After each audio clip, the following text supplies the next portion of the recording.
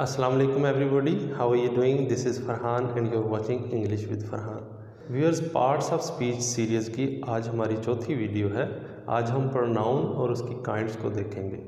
Pronoun parts of speech का एक बहुत अहम रुकन है। अगर प्रोनाउन ना होता तो क्या होता, ये मैं आपको बताऊंगा कि अगर प्रोनाउन ना होता तो हम इंग्लिश कैसे लिखते। प्रो का मतलब है फॉर, प्रो नाउन। ये प्रो जो वर्ड है इसका मतलब है फॉर, और नाउन नाउन है, यानी ऐसा लफ्ज़ जो नाउन के लिए या नाउन की जगह पे यूज़ होता है उसको हम प्रोनाउन कहते हैं। अगर हम इसकी डेफिनेशन देखें, pronoun is a word that is used in place of a noun. Pronoun ऐसा लफ्ज़ है जो किसी नाउन की जगह पे यूज़ होता है, और नाउन जो है वो किसी चीज़ का नाम भी हो सकता है, किसी शख्स का नाम भी हो सकता है, और किसी जगह का नाम भी हो सकता है। उसकी जगह पे हम जो लफ्ज़ यूज़ करते हैं उसको हम प्रोनाउन कहते हैं। प्रोनाउन का मकसद क्या है? असल में नाउन की रेपिटिशन को अवॉइड करने के लिए हम प्रोनाउन यूज़ करते हैं। ये एक मैंने पैराग्राफ लिखा हुआ है, इसमें बार बार एक नाउन यूज़ किया गया। असल में हम इस नाउन की जगह पे प्रोनाउन यूज़ करेंगे तो फिर देखना इसमें क्या तब्दीली आती है। प्रोनाउन को हम ऐसे भी कह सकते हैं कि pronoun is a word that takes place of a noun, यानी प्रोनाउन ऐसा लफ्ज़ है जो किसी नाउन की जगह लेता है। या pronoun is a word that replaces a noun, यानी प्रोनाउन ऐसा लफ्ज़ है जो किसी नाउन को रिप्लेस करता है। अब ऐसे वो कौन से वर्ड्स हो सकते हैं जो किसी नाउन को रिप्लेस करते हैं? ऑल, अगर मैं एक वर्ड लिखूं ऑल, तो ऑल तमाम, वो तमाम चीज़ें भी हो सकती हैं, वो तमाम लोग भी हो सकते हैं। अगर मैं फ्यू लिखूं तो फ्यू चीज़ें भी हो सकती हैं, फ्यू लोग भी हो सकते हैं। समवन लिखूं, कोई भी एक शख्स, तो समवन कोई एक शख्स होगा, उसका कोई नाम होगा, उसके लिए हमने समवन लगा दिया। इस तरह जो अक्सर आपको पता है वो he, she, it, I, we, you, they हैं, तो ये भी प्रोनाउन हैं, किसी के नाम की जगह पे लगते हैं। इसी तरह अगर मैं हु लिखूं और मैं आपको कहूं हु आर यू, तो हु कोई शख्स है, उसका कोई नाम है, उसके लिए हमने हु लगा दिया। विच, अगर मैं विच लिखूं, विच इज़ योर बुक, तो विच कौन सी वो चीज़ जो है उसका कोई नाम है, तो हमने उसके लिए विच लगा दिया। अगर मैं कहूँ वो एक दूसरे से लड़ रहे हैं, they are fighting with each other, या one another, each other और वन एन अदर कौन है? एक दूसरे के साथ। वो जो एक दूसरे जो हैं वो कोई लोग हैं, उनका कोई नाम होगा, तो उनके लिए हमने ईच अदर लगा दिया। तो ऐसे अल्फाज जो किसी भी नाउन की जगह पे यूज़ होते हैं उसको हम प्रोनाउन कहते हैं। अब देखें कि अगर प्रोनाउन ना होते तो क्या होता, इसको ज़रा गौर से देखना आपने। Amjad was the only son of Amjad's father. Amjad के बाप का इकलौता बेटा था। One day Amjad's father called Amjad, एक दिन अमजद के बाप ने अमजद को बुलाया and said Amjad will not go out of home without Amjad's father's permission, और कहा कि अमजद घर से अमजद के बाप की इजाज़त के बगैर नहीं जाएगा। Amjad said father Liaquat is everything for Amjad, Amjad will never disobey Amjad's father. अब हम देखते हैं कि प्रोनाउन क्यों ज़रूरी है।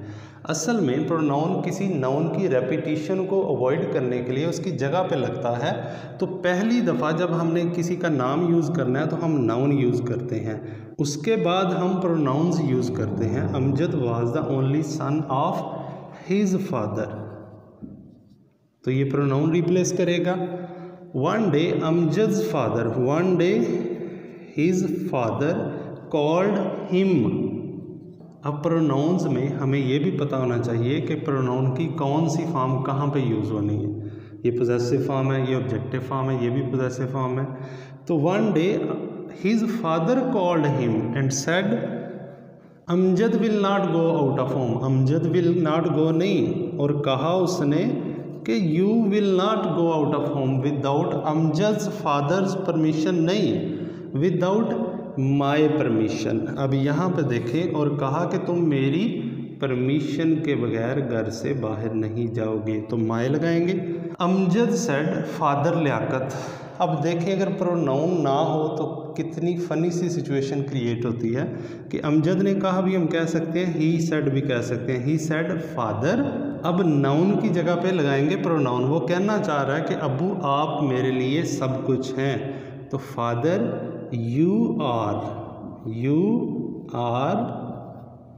एवरीथिंग फॉर अमजद नहीं, फॉर मी। अब देखें कि Amjad will never disobey Amjad's father. Amjad के बाप की कभी नाफरमानी नहीं करेगा, तो वो कहना चाह रहा है I will never disobey my father.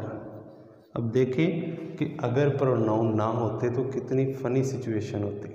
अब हम देखते हैं प्रोनाउन की कौन सी काइंड्स हैं, उनकी डेफिनेशंस क्या हैं, उनकी एग्जांपल्स क्या हैं।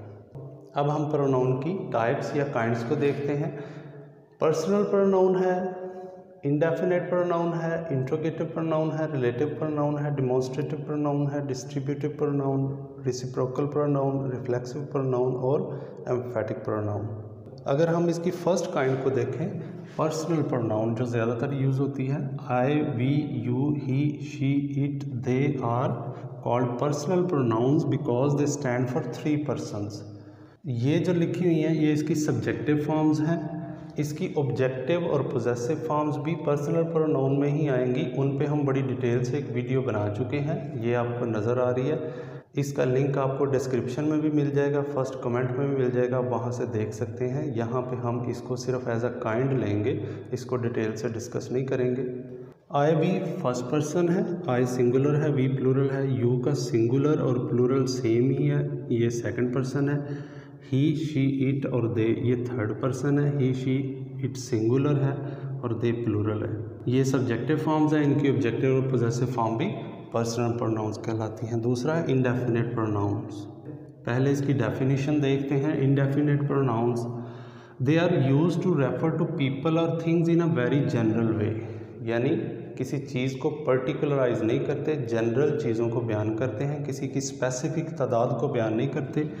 दीज कैन बी सिंगुलर और plural depending on the context या सिचुएशन। ये सिंगुलर भी हो सकते हैं, प्लूरल भी हो सकते हैं।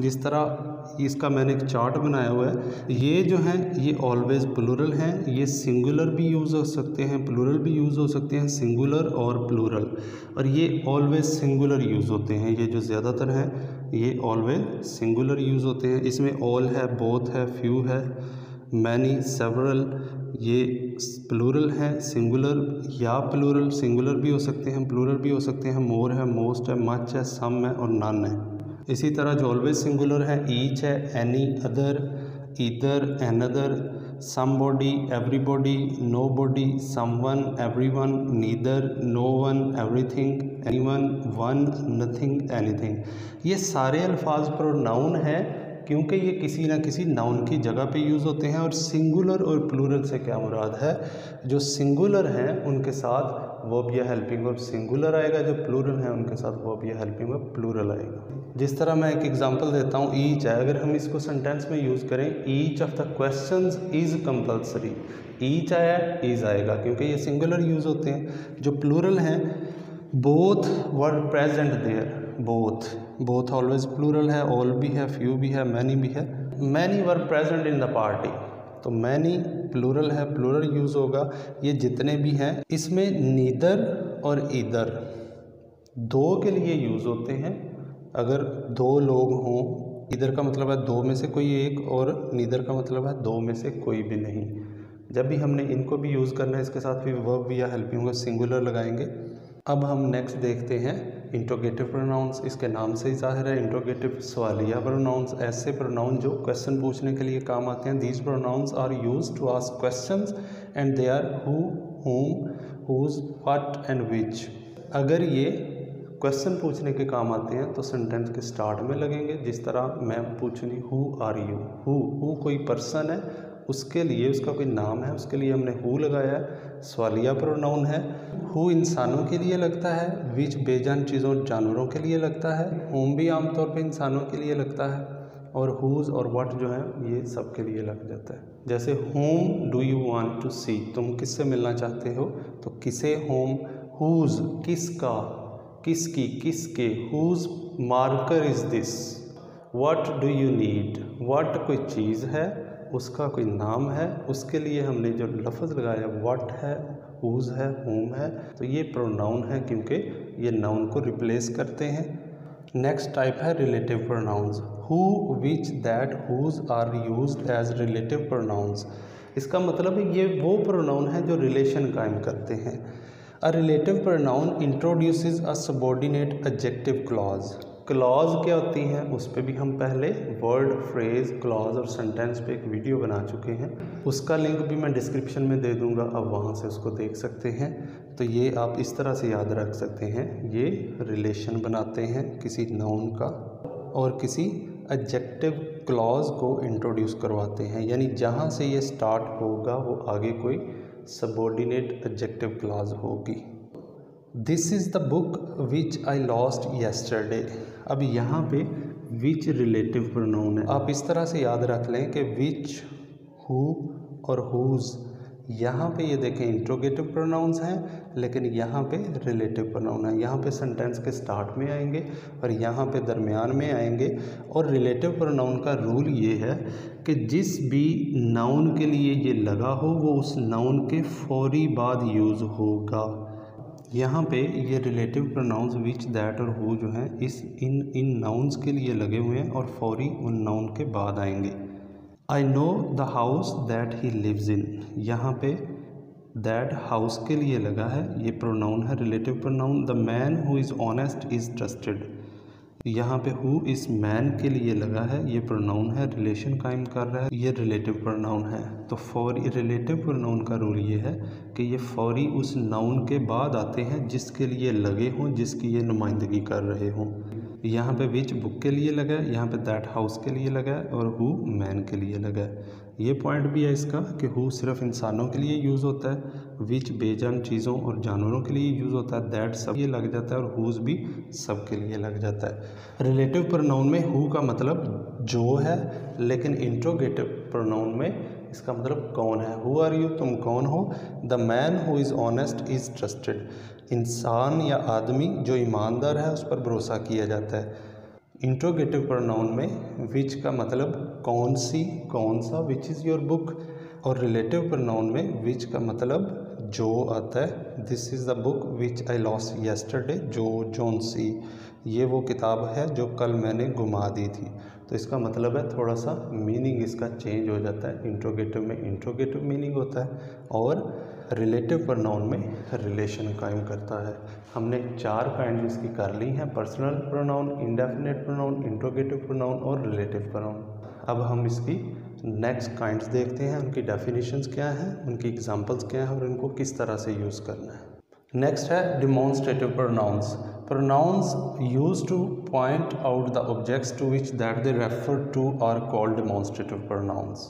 ऐसे प्रोनाउंस जो यूज़ होते हैं पॉइंट आउट करने के लिए उन चीज़ों को जिनकी तरफ वो इशारा करते हैं, to which that refer to, they refer to are called demonstrative pronouns. They are this, these, that, those. This singular है, these का these प्लूरल है और that सिंगुलर है, those का those प्लूरल है। डिमॉन्स्ट्रेटिव प्रोनाउंस चीज़ों की तरफ इशारा करने के लिए, उनके बारे में, उनको पॉइंट आउट करने के लिए, उनके बारे में बताने के लिए कि चीज़ करीब की है, दूर की है, दिस है, दैट है, दीज है, दोज है, इनके लिए हम यूज़ करते हैं। अगर इनको हम सेंटेंसेस में यूज़ करें तो this is my book, these are my books, that is your pen, those are your pens. Next kind है डिस्ट्रीब्यूटिव प्रोनाउंस। डिस्ट्रीब्यूटिव प्रोनाउंस इसके नाम से जाहिर है, जो डिस्ट्रीब्यूट करते हैं चीज़ों को। इनमें ईच है, ऑल है, एवरीवन है, एवरीबॉडी है, एवरीथिंग है, बोथ है, ईदर है, नीदर है, आर डिस्ट्रीब्यूटिव प्रोनाउंस। इनमें से कुछ हमने इंडेफिनेट प्रोनाउन में भी डिस्कस किए हैं, तो वो इनमें से वो इंडेफिनेट प्रोनाउंस भी हो सकते हैं और डिस्ट्रीब्यूटिव प्रोनाउंस भी हो सकते हैं। यहाँ पे ऑल आर वेलकम, ऑल हमने यूज़ किया। प्रोनाउंस जैसा कि मैं आपको पहले बता चुका हूँ किसी नाउन की जगह पे यूज़ होता है। ये ऑल जो है कोई नाउन है, उनका कोई नाम है, उनको हम वेलकम करते हैं, उनकी जगह पे ऑल लगा है। Each likes what pleases him, हर कोई वो चीज़ पसंद करता है जो उसे खुशी देती है। तो ईच सिंगल है इसलिए हमने लाइक से लगाया, लाइक नहीं लगाया। Neither of the to boys is coming, 2 लड़कों में से कोई भी नहीं आ रहा। नीदर और ईदर में डिफरेंस क्या है कि नीदर होता है 2 में से कोई भी नहीं और ईदर होता है 2 में से कोई एक। तो हम यहाँ पे अगर ईदर लगाएं तो either of the 2 boys is coming, तो फिर हम कहेंगे 2 लड़कों में से कोई एक आ रहा है। नीदर है 2 में से कोई भी नहीं और ईदर है 2 में से कोई एक। अब वो जो पर्सन हैं जिनके लिए नीदर इधर लगा है वो उनके कोई नाम होंगे, ये उनकी जगह पे लगा है, इसलिए ये प्रोनाउन है। नेक्स्ट है reciprocal pronouns, each other and one another, ये दो ही हैं, ईच अदर और one another are reciprocal pronouns. We use them when each of the two or more subjects is acting in the same way. हम इनको इस्तेमाल करते हैं, we use them when each of the two or more, to के लिए each other है, to से ज़्यादा के लिए वन अनदर है, when each of the two or more subjects is acting in the same way, जब दो या दो से ज़्यादा लोग एक ही तरह का काम कर रहे हैं तो फिर हम ईच अदर और वन अनदर लगाते हैं। यानी दोनों एक ही तरह का काम करने से क्या मुराद है, फ़र्ज़ करें Mr A is talking with Mr B, तो मैं कहूँगा Mr A and Mr B are talking with each other. Mr A और मिस्टर बी दो लोग हैं, ईच अदर है। अगर तीसरा ऐड कर दें, Mr A, Mr B and Mr C are talking with one another, two boys are quarrelling with each other, three boys are quarrelling with one another. तो इस तरह से हम रेसिप्रोकल प्रोनाउंस ईच अदर और one another को use करते हैं। Each other और वन अनदर एक दूसरे के साथ, वो जो एक दूसरा है उनका कोई नाम होगा, उसकी जगह पे हमने ईच अदर और वन अनदर लगाया है, तो ये प्रोनाउंस हैं।